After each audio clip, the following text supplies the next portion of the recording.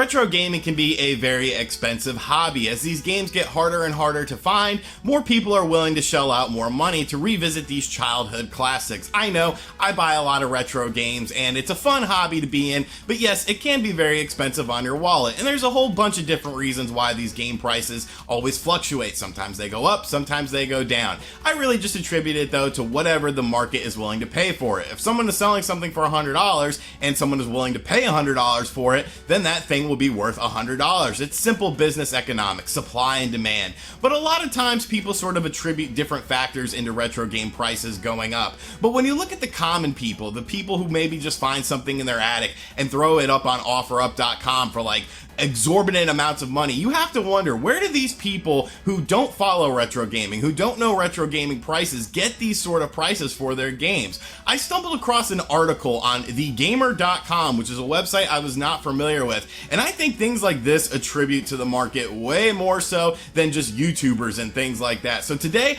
I want to react to this article that's called 19 Crazy Rare Video Games Worth a Fortune. You can tell by the title of this video, we are going to have a lot of fun with this, and there's probably going to be so much misinformation on here that it's just going to be laughable. So sit back, relax, make sure you subscribe to the channel. Also, if you're new, make sure you enter my Monster Hunter Nintendo Switch giveaway. There'll be a pinned comment in the comment section down below. And let's talk about 19 crazy rare video games worth a fortune that probably aren't worth a fortune. Hey, RGT 85. Hey, Sean. Oh my God, it's Stevie Richards!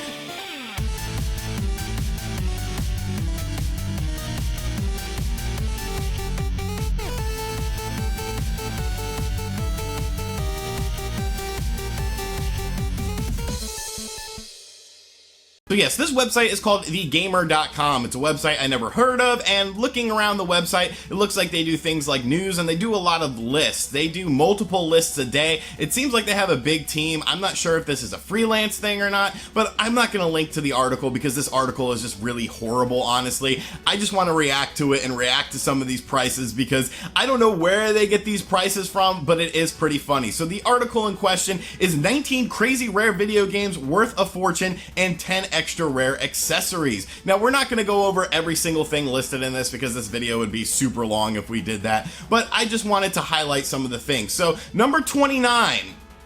I thought it was just top 19, but we're starting off with 29.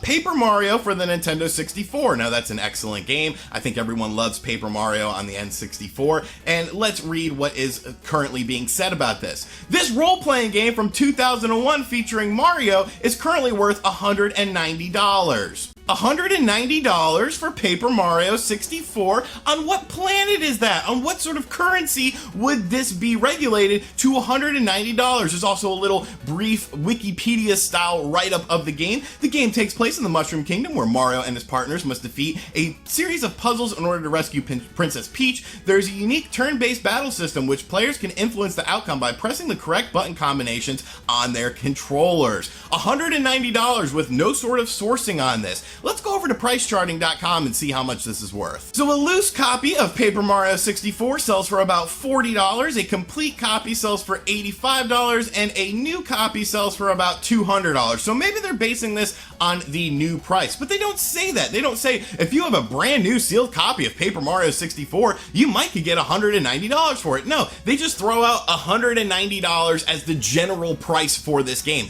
And let me tell you, the people who have this game probably do not have a sealed copy of this. So Paper Mario 64, you could sell it for $190 according to this awesome list. Let's keep going though. Castlevania for the Nintendo Entertainment System. The much beloved action platformer from 1986 is worth $425. What?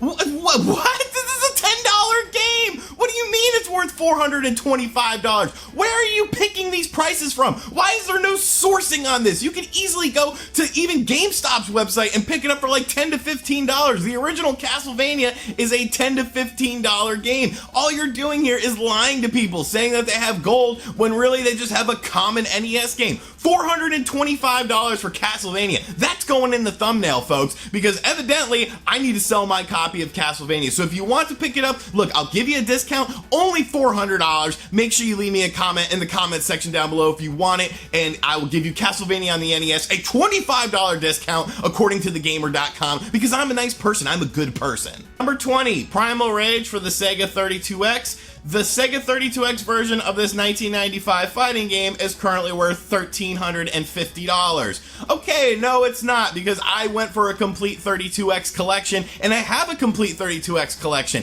and I did not pay $1,350 for it. I want to say I paid like $70 for a loose copy. Where are we pulling these prices from? You have to have some sort of standard that you're giving with these prices. It feels like you're just grabbing numbers out of the air and just throwing them out on the internet and leading people to the water and saying, look, all your trash is worth $1 million. You're gonna be a millionaire. Go through all those boxes and throw them up on OfferUp.com so that you can get money. Number 17, StarCraft 64 for Nintendo 64. The N64 version of StarCraft is worth $600. Wowzers, that's news to me. I thought this was like a $50 to $60 game. I guess all these people selling it for just $50 to $60 are absolutely out of their mind when they can get $600 for their copy of the game. Why are these people so kind? Why are these people giving out such great discounts? That is absolutely amazing. Thank you, thegamer.com, for letting me know that StarCraft 64 is actually worth $600 and not the $50 to $60 we commonly see it for on the internet. Number 13, accessories, DK Bongos for GameCube. These crazy controllers are worth $40. 40 bucks? 40 bucks? So how is this listed higher than Primal Rage for $1,350? A $40 bongo set for the Nintendo GameCube with Donkey Konga. I own those bongos. I think I actually have 2 pairs of those bongos, and yeah, I guess 40 bucks isn't a terrible price for it. Definitely a bit on the high side, but why is this listed higher than what Primal Rage was listed for at $1,350? I would expect everything beyond on this list to be extremely expensive, because you start out with these expensive things and then you go down. It's sort of like a top list. You start out with the more common things and then you work your way down. Number 1 should be like a banger. It should be, stadium event gold, or, an NWC gold card or something. But number 13, Donkey Konga Bongos, 40 bucks. Yay? Number 7, the Hori Katana Soul Controller for PlayStation 2. Now, admittedly, I don't know much about this. Maybe it's a very expensive controller. It looks pretty cool, admittedly. This unique katana controller for Onimusha 3 is currently worth $50? 50 bucks? Why are we talking about $50 things at number 7? There are so many retro games that are way more expensive than $50, and we're talking about a katana controller that admittedly is pretty cool at number 7 of being, crazy and rare and valuable for 50 bucks. Okay, let's move on. Number 2, Championship Hockey for the Sega Master System. This limited release sports game is worth $160. Championship Hockey was released in 1992 exclusively for the European market. It was available on the Sega Master System and later ported to the Game Gear in 1994. $160 at number 2? Like, that seems pretty crazy considering that there's more expensive games on the Sega Master System. Games like James Buster Douglas Boxing, or even Golden Axe Warrior, which is, like a $200 game. Why are we talking about a $160 game at number 2 on your list? So what is number 1 going to be on the list? It has to be like a gold NWC, or at least, stadium events or something like that. But let's find out together, because I'm sure it's going to be an absolute banger. Number 1, Super Scope Controller for Super Nintendo Entertainment System. The official SNES light gun is worth $70. Wow! A $70 controller is the craziest and most rare thing in the world of retro video games. This article is absolutely amazing. TheGamer.com, you are a fantastic website. I will be going to you for all of my retro gaming needs from now on. If I ever need to know a price of something, or if I need to know if something is crazy or rare, because obviously you guys are on top of your game. The number 1 thing in your article is a Super Scope for $70.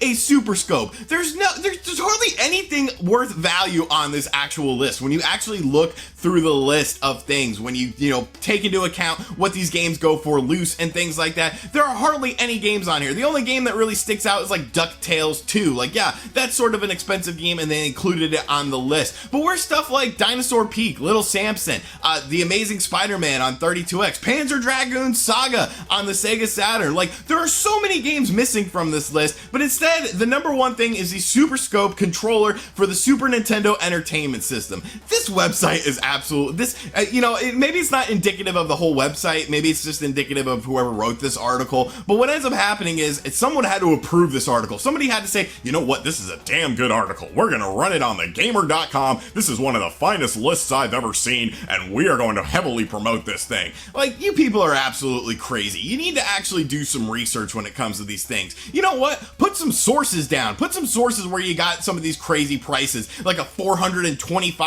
Castlevania cartridge, because I've never seen my if my Castlevania is worth $425, like I said, I will gladly sell it to you guys for $400. Let me know in the comments if you want to pick it up, because I could go buy like 40 copies of Castlevania for that sort of price. Like, this is absolute insanity. These lists are the reason why prices get so jacked up with common folk. Yes, the hardcore collector knows their prices. Yes, maybe YouTube does have some sort of influence in, bringing promotion to these games and bringing knowledge to these games. And then if people decide to go to take that knowledge and really want that game and pay whatever a market price is for that game, then yes, maybe it does influence things like that. But we are just a small segment of the world, honestly. When it comes to things like this, these are the people that are up on your Craigslist, your OfferUp.coms, ripping people off with these crazy prices. So I want to thank thegamer.com for giving me an excellent article to rip apart, because I had a lot of fun reacting to this. You guys are absolutely nuts, and I don't know where you get your prices from, but please do a little market research next time.